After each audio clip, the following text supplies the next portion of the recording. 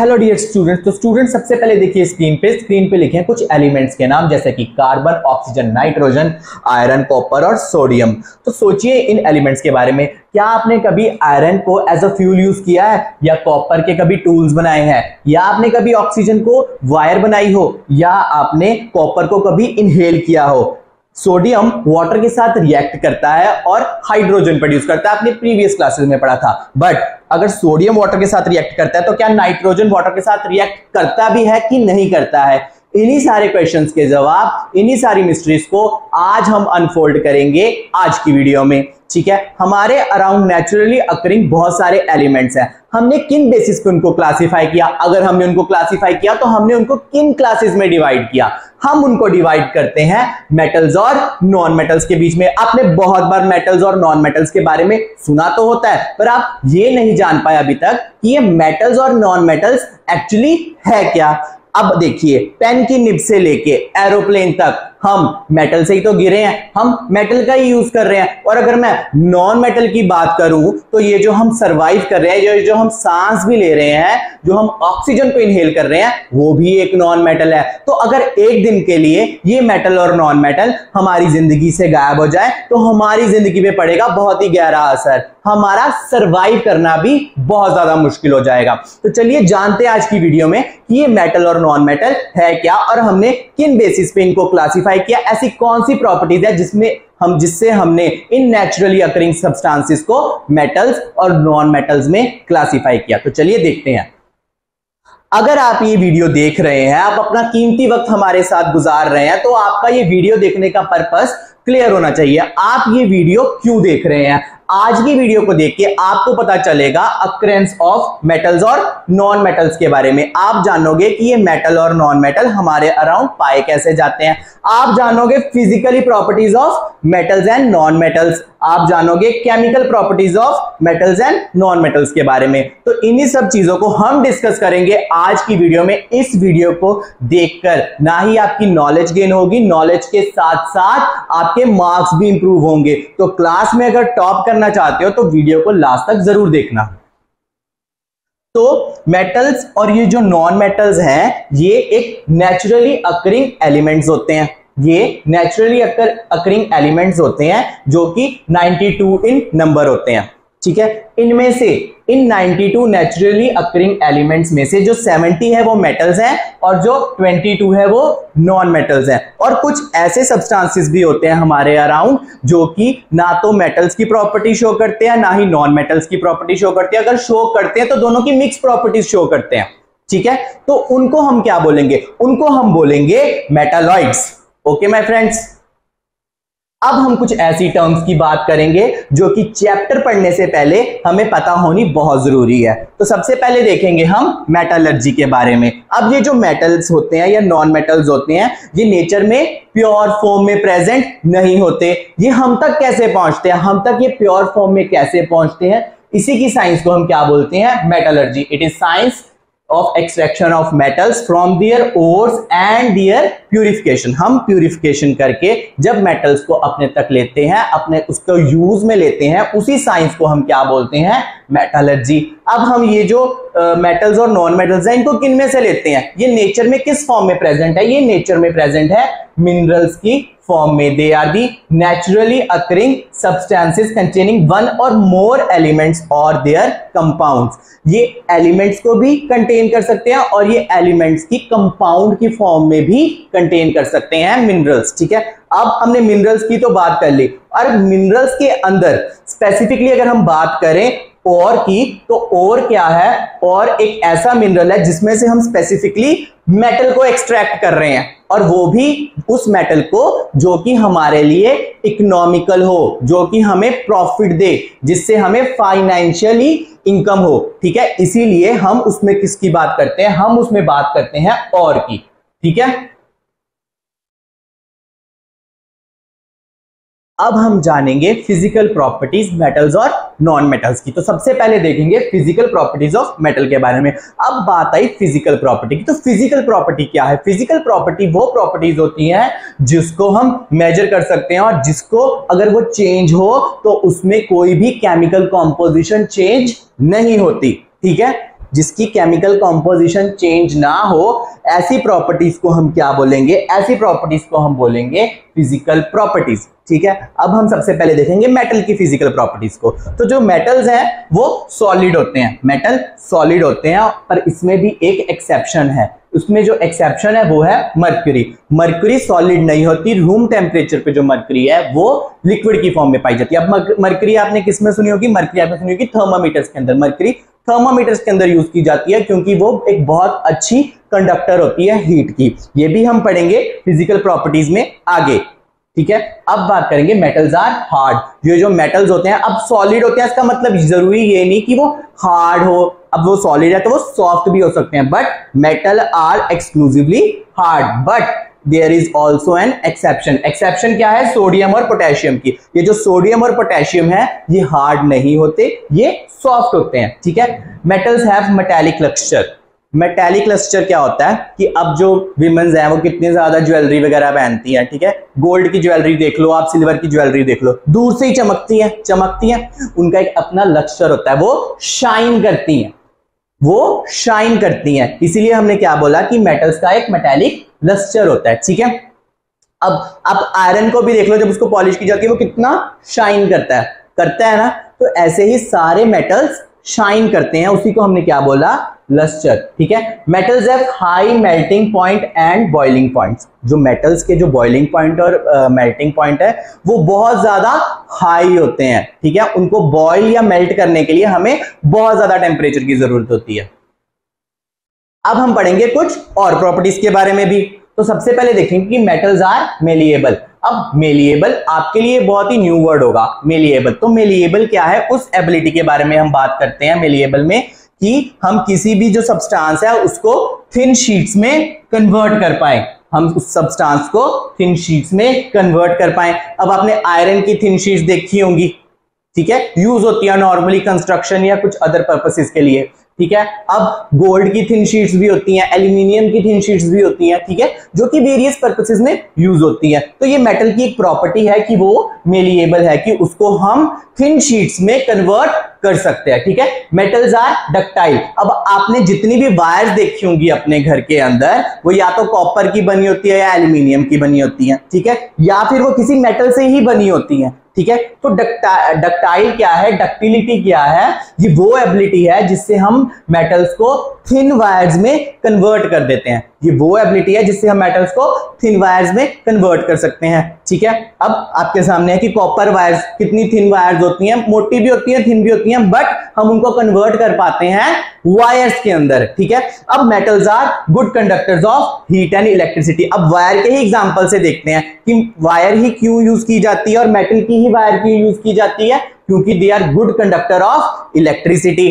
ठीक है, अब कोई यूटेंसिल होता है, अब कॉपर की यूटेंसिल में खाना बहुत जल्दी गर्म हो जाता है। क्यों? क्योंकि copper are the good conductor of heat also. ठीक है, मेटल्स आर सोनरस। सोनरस का क्या मतलब हुआ? ठीक है, अब मंदिर में जाते हो, घंटी बजाते हो, वो भी मेटल की बनी होती है। तो जब घंटी बजाते हो तो वो साउंड प्रोड्यूस करती है। ठीक है, उस एबिलिटी को कि जो मेटल्स हैं वो साउंड प्रोड्यूस कर पाते हैं, उसी को हम क्या बोलते हैं? सोनरस। ठीक है, तो साउंड प्रोड्यूस करने की एबिलिटी को हमने क्या बोला? सोनरस, क्योंकि वो साउंड प्रोड्यूस कर सकते हैं मेटल्स। अब हम बात करेंगे फिजिकल प्रॉपर्टीज ही देखेंगे नॉन मेटल्स की। ठीक है, फिजिकल प्रॉपर्टीज ही देखेंगे नॉन मेटल्स की। अब मेटल्स जो थे वो तो सॉलिड्स ही थे, एक्सेप्शन क्या थी? मर्क्यूरी। आपको एक्सेप्शन याद रखनी बहुत जरूरी है। अगर आप एक्सेप्शन याद रख पाए तो आप में कॉन्सेप्ट की क्लैरिटी बढ़ेगी। ठीक है, तो अब हम देखेंगे नॉन मेटल्स को। तो नॉन मेटल्स क्या है? नॉन मेटल्स सॉलिड्स भी हैं, लिक्विड्स भी हैं और गैसेस भी हैं। ये जरूरी नहीं है कि मेटल्स की तरह सॉलिड्स ही हो, ये सॉलिड्स भी हैं, लिक्विड्स भी हैं और गैसेस भी हैं। ठीक है, अब हम देखेंगे कि non metals which are solid, जो नॉन मेटल सॉलिड होते हैं वो ब्रिटल होते हैं। ब्रिटल का क्या मतलब है? ब्रिटल का ये मतलब है, जैसे अगर आप एक बिस्किट की बात करो तो बिस्किट को जब भी आप हाथ में लो, आप उसको क्रश करने की कोशिश करो, वो इजीली क्रश हो जाता है ना। तो ये वही प्रॉपर्टी के बारे में बात कर रहे हैं कि जो अगर नॉन मेटल सॉलिड्स भी हैं तो वो इतने फ्रेजाइल है कि जब हम उनको क्रश करें या उनको कुछ करें तो वो ब्रिटल हो जाते हैं, वो पाउडर फॉर्म में अपनी शेप चेंज कर लेते हैं इजीली। ठीक है, तो डायमंड इज दी हार्डेस्ट। अब इसमें एक एक्सेप्शन ये आ गई कि जो नॉन मेटल्स हैं उसमें डायमंड सबसे हार्डेस्ट नॉन मेटल है, ठीक है। Non metals do not have lustre, some have dull lustre. Non metals के अंदर लस्टर नहीं होता, पर कुछ में होता भी है तो वो बहुत ही ज्यादा डल होता है, बहुत ही ज्यादा डल लस्टर होता है। लस्टर हमने किस चीज की बात करी थी कि वो शाइन करते हैं, तो नॉन मेटल्स बिल्कुल भी शाइन नहीं करते, और अगर करते भी हैं तो उनका जो लस्टर है वो बहुत ही ज्यादा डल होता है। अब आप बोलोगे सर आपने यहाँ पे डायमंड की फोटो लगाई हुई है, डायमंड तो बहुत ज्यादा चमकता है, तो डायमंड खुद से नहीं चमकता, डायमंड की अलग प्रॉपर्टीज है चमकने के लिए। उसके अंदर जब लाइट एंटर करती है वो बहुत ही ज्यादा सरफेसेस से रिफ्लेक्ट होती है, जिसके कारण उस लाइट की रिफ्लेक्शन के कारण वो चमकता है, वो खुद से नहीं चमकता, ठीक है। Non metals have low melting points. Non metals को मेल्ट करना बहुत इजी होता है क्योंकि इनका जो मेल्टिंग पॉइंट है वो लो होता है। Non metals are not malleable. अब हमने मेटल्स को तो थिन शीट्स में कन्वर्ट कर दिया था, मेटल्स थिन शीट्स में कन्वर्ट हो सकते हैं, पर नॉन मेटल थिन शीट्स में कन्वर्ट नहीं हो सकते, इसीलिए दीज आर नॉट मेलिएबल, ये मेलिएबल नहीं है। दीज आर नॉट डक्टाइल, ये इनमें डक्टिलिटी की एबिलिटी भी नहीं है, इनको हम थिन वायर्स में कन्वर्ट नहीं कर सकते। अब हम देखेंगे non metals are bad conductor of heat and electricity. Non metals heat और इलेक्ट्रिसिटी के भी बैड कंडक्टर होते हैं। अगर ये गुड कंडक्टर होते तो हम इनसे वायर्स बनाते या इनके यूटेंसिल्स बनाते, but they are bad conductor of heat and electricity, इसलिए हम इनका इन चीजों में यूज नहीं करते। बट इसमें भी एक्सेप्शन है, इसमें जो एक्सेप्शन है वो है ग्रेफाइट की। जो ग्रेफाइट जो है, जो कि एक नॉन मेटल है, वो इलेक्ट्रिसिटी को कंडक्ट कर सकता है, ठीक है। अब non metals are not sonorous. Non metals sound produce नहीं करते जब कोई भी चीज उन पे अटैक करे या हिट करे, ठीक है। नॉन मेटल साउंड प्रोड्यूस नहीं करते, ठीक है। अब आपको अगर आप मेटल के रेफरेंस से नॉन मेटल्स की फिजिकल की प्रॉपर्टीज देखें तो आपको याद करना इजी हो जाएगा। आपने मेटल्स की प्रॉपर्टीज को याद किया, अब अगर आप उसके रेफरेंस में नॉन मेटल्स की प्रॉपर्टीज को याद करेंगे या पढ़ेंगे तो आपके दिमाग में ये ज्यादा देर तक रहेंगे, आपके दिमाग में इनकी रिटेंशन बढ़ जाएगी। अब हम बात करेंगे chemical properties of metals and non metals, कि मेटल्स और नॉन मेटल्स की केमिकल प्रॉपर्टीज क्या है। केमिकल प्रॉपर्टीज के बारे में जानेंगे पहले कि केमिकल प्रॉपर्टीज होती क्या है। केमिकल प्रॉपर्टीज वो प्रॉपर्टीज होती हैं जो किसी भी एलिमेंट की केमिकल कंपोजिशन को चेंज करें, ठीक है। किसी भी एलिमेंट की अगर केमिकल कंपोजिशन चेंज हो रही है तो वहां पे हम बोलेंगे कि यहाँ पे कौन सी प्रॉपर्टी चेंज हो रही है, यहाँ पे उस एलिमेंट की केमिकल प्रॉपर्टी चेंज हो रही है। तो एक एक करके देखेंगे कि ये मेटल्स और नॉन मेटल्स जब डिफरेंट सब्सटेंसेस के संग रिएक्ट करते हैं तो क्या प्रोड्यूस करते हैं, और ये भी इंश्योर करेंगे कि वो डिफरेंट सब्सटेंसेस के संग रिएक्ट करते भी हैं कि नहीं करते हैं। तो सबसे पहले बात करेंगे रिएक्शन विद ऑक्सीजन, कि मेटल्स और नॉन मेटल्स ऑक्सीजन के संग कैसे रिएक्ट कर रहे हैं। अगर हम बात करें कोई भी मेटल और नॉन मेटल अगर सिंपली एयर के अंदर पड़ा है, सिंपली हमारे एटमॉस्फेयर के अंदर पड़ा है, ठीक है, तो वो ऑक्सीजन के संग कैसे रिएक्ट कर रहा है, क्योंकि एयर के अंदर तो ऑक्सीजन प्रेजेंट है, तो वो ऑक्सीजन के संग कैसे रिएक्ट कर रहा है, और ऑक्सीजन के संग अगर रिएक्ट कर रहा है तो क्या प्रोड्यूस कर रहा है। तो चलिए देखते हैं।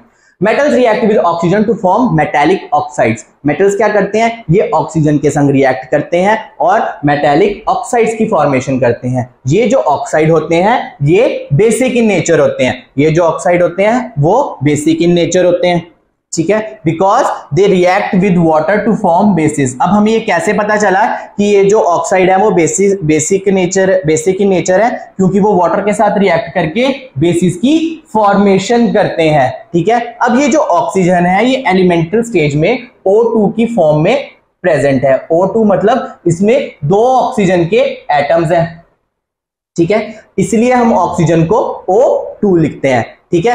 अब हम एग्जांपल के तौर पे मैग्नीशियम को लेते हैं, ठीक है। Magnesium burns in air to form magnesium oxide. हमने यही पढ़ा था कि मेटल ऑक्सीजन के संग रिएक्ट करता है और मेटालिक ऑक्साइड बनाता है। Magnesium react with water to form magnesium hydroxide, ठीक है। अब वो जो बेसिक ऑक्साइड बना था वो वाटर के साथ रिएक्ट करके फिर से बेस की फॉर्मेशन करता है, ठीक है, फिर वो वाटर के साथ रिएक्ट करता है और बेस बनाता है। अब हम इनकी इक्वेशन भी देखेंगे। मैग्नीशियम है वो ऑक्सीजन के साथ रिएक्ट किया और उसने क्या बनाया, मेटालिक ऑक्साइड, जो कि था मैग्नीशियम ऑक्साइड। फिर वो मैग्नीशियम वाटर के साथ रिएक्ट किया, वाटर के साथ रिएक्ट करने के बाद उसने क्या बनाया, वाटर के साथ रिएक्ट करने के बाद उसने बनाया मैग्नीशियम हाइड्रोक्साइड और साथ में इवॉल्व हुई हाइड्रोजन गैस। ये जो मैग्नीशियम हाइड्रोक्साइड है ये एक बेस है, इसीलिए हमने इस ऑक्साइड को क्या बोला था, इसीलिए हमने इस ऑक्साइड को बोला था बेसिक ऑक्साइड। तो जो ये मेटल्स हैं वो ऑक्सीजन के साथ रिएक्ट करके, मेटल्स हैं वो ऑक्सीजन के साथ रिएक्ट करके बेसिक ऑक्साइड की फॉर्मेशन करते हैं। ठीक है, आई होप आपको ये कॉन्सेप्ट अच्छे से समझ में आ गया होगा। ठीक है, आगे बढ़े। अब हम देखेंगे रिएक्शन विद ऑक्सीजन ही देखेंगे, पर किसका देखेंगे, अब हम देखेंगे इस बार नॉन मेटल्स का, कि नॉन मेटल्स के अंदर ये ऑक्सीजन की रिएक्शन कैसे हो रही है। नॉन मेटल भी ऑक्सीजन के साथ रिएक्ट करते हैं, नॉन मेटल्स भी ऑक्सीजन के संग रिएक्ट करते हैं और क्या बनाते हैं, नॉन मेटेलिक ऑक्साइड्स। ये बना रहे हैं नॉन मेटेलिक ऑक्साइड्स। तो ये ऑक्साइड कैसे हैं, ये ऑक्साइड्स का नेचर है acidic in nature, these oxides are acidic in nature. ठीक है, हमने मेटल्स पढ़ा था, मेटल्स के ऑक्साइड्स कैसे थे, बेसिक, बट इसके ऑक्साइड कैसे हैं, इसके ऑक्साइड्स हैं acidic in nature because they react with water to form acids, क्योंकि वो वाटर के साथ रिएक्ट करके एसिड्स बनाते हैं, जो कि सेम चीज हमने मेटल्स में पढ़ी, पर वहां पे एसिड की जगह क्या बन रहा था, वहां पे एसिड की जगह बेस बन रहा था। तो इसमें हम किसकी एग्जांपल लेने वाले हैं, इसमें हम लेने वाले हैं सल्फर की एग्जांपल। सल्फर एयर से रिएक्ट करता है और क्या बनाता है, सल्फर डाइऑक्साइड। ठीक है, sulphur reacts with air, air के अंदर क्या प्रेजेंट है, ऑक्सीजन, और उसने क्या बनाया, सल्फर डाइऑक्साइड। फिर वो सल्फर डाइऑक्साइड वाटर के साथ रिएक्ट करता है और सल्फरस एसिड बनाता है। क्या बनाता है, सल्फरस एसिड। ये जो केमिकल रिएक्शन है ये बहुत ही ज्यादा एसिडिक जो हमारे पास कंपोनेंट्स होते हैं उनको बनाने में बहुत ज्यादा यूज होता है। ठीक है, अब हम देखेंगे रिएक्शन विद वाटर कि ये जो मेटल्स और नॉन मेटल्स हैं ये वाटर के साथ कैसे रिएक्ट कर रहे हैं। Metals react with water to form metal hydroxide and hydrogen. ठीक है, अब मैंने प्रीवियस स्लाइड्स में आपके साथ हाइड्रोक्साइड डिस्कस नहीं किया था, पर हमने वहां पे वो रिएक्शन देखी थी। ठीक है, क्यों, क्योंकि अब हम समझेंगे कि हाइड्रोक्साइड क्या है। ठीक है, अब हम देखो, अब जो वाटर है उसकी क्या कंपाउंड किस फॉर्म में होता है, वो होता है H2O की फॉर्म में। वाटर का केमिकल फॉर्मूला होता है H2O की फॉर्म में। ठीक है, उसमें क्या है, एक ऑक्सीजन और 2 हाइड्रोजन प्रेजेंट होते हैं। ठीक है, रिएक्शन के वक्त क्या हो रहा है, रिएक्शन के वक्त ये हाइड्रोजन इससे अलग हो रहा है और ये जो OH है ये हमारे एलिमेंट के साथ जाके जुड़ जाता है। ठीक है, ये जो OH है ये हमारे एलिमेंट के संग जाके जुड़ जाता है। इसी OH को हम क्या बोलते हैं, इसी OH को हम बोलते हैं हाइड्रोक्साइड। और ये मेटल के साथ रिएक्ट करके क्या बनाता है, मेटालिक हाइड्रोक्साइड। ये बनाता है मेटालिक हाइड्रोक्साइड। ठीक है, और साथ में जो गैस इवॉल्व हो रही है वो हो रही है हाइड्रोजन। ठीक है, तो चलिए समझते हैं एग्जांपल से। सोडियम का एग्जांपल लेते हैं। सबसे पहले देखते हैं कि मेटल्स वाटर के साथ कैसे रिएक्ट कर रहे हैं। तो सोडियम रिएक्ट करता है वाटर के साथ, सोडियम हाइड्रोक्साइड बनाता है और साथ में हाइड्रोजन गैस इवॉल्व होती है। ये जो हाइड्रोजन गैस इवॉल्व होती है ये बहुत ही ज्यादा एक्सप्लोसिव होती है।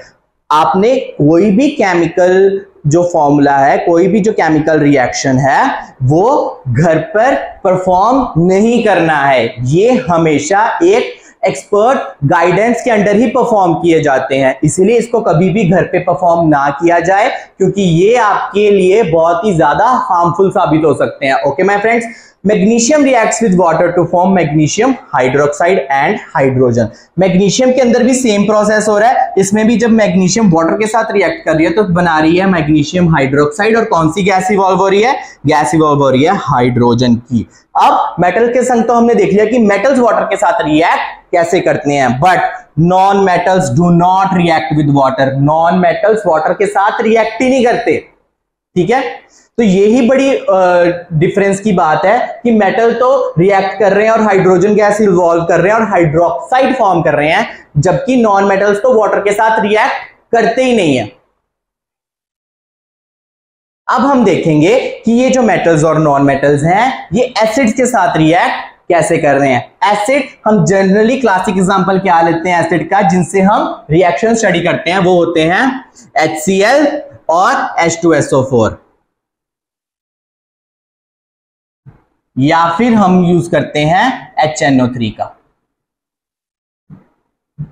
अब ये HCl को हम क्या बोलते हैं, हाइड्रोजन क्लोराइड, ठीक है। H2SO4 sulphuric acid, HNO3 nitric acid. ये सारे एसिड्स हमारी लैब्स में प्रेजेंट होते हैं, जिससे हम देखते हैं कि ये जो मेटल्स और नॉन मेटल्स हैं वो एसिड्स के साथ कैसे रिएक्ट कर रहे हैं, ठीक है। तो हम भी देखें आज कि ये मेटल्स और नॉन मेटल्स कैसे रिएक्ट कर रहे हैं एसिड के साथ। तो मेटल एसिड के साथ रिएक्ट कर रहा है और मेटेलिक सॉल्ट बना रहा है और साथ में हाइड्रोजन गैस इवॉल्व कर रहा है, ठीक है। तो मेटल रिएक्ट कर रहे हैं एसिड के साथ और क्या बना रहे हैं, मेटेलिक सॉल्ट्स, और क्या इवॉल्व हो रही है फिर से, हाइड्रोजन। अब एग्जांपल लेते हैं जिंक का।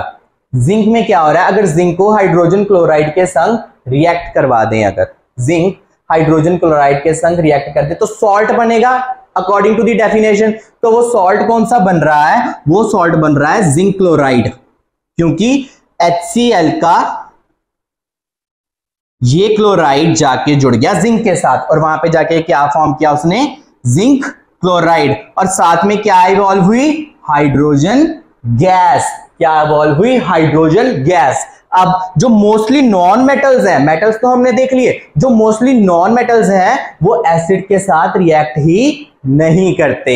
ये जो नॉन मेटल्स हैं वो एसिड के साथ रिएक्ट ही नहीं करते। तो है ना कितने अच्छे एग्जांपल्स ये जानने के लिए कि मेटल्स और नॉन मेटल्स डिफरेंस कैसे कर रहे हैं, उनमें डिफरेंस क्या हो रहा है, ठीक है। आई होप आपको इस वीडियो में एक एक चीज समझ में आई होगी। फिर भी अगर आपका कोई भी क्वेश्चन, कोई भी डाउट है तो आप कमेंट बॉक्स में जरूर लिखना। वीडियो को लास्ट तक देखने के लिए थैंक यू।